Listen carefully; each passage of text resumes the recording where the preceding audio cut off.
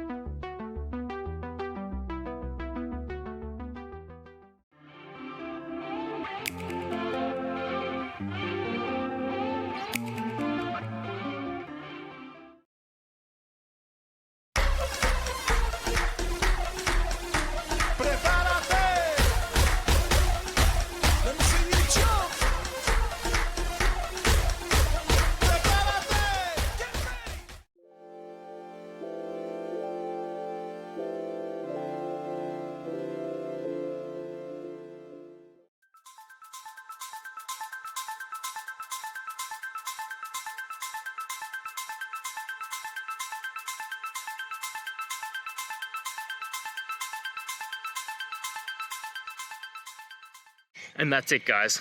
I hope that video helped find the resolution you're looking for. If it did, please, I'd appreciate it if you could hit subscribe.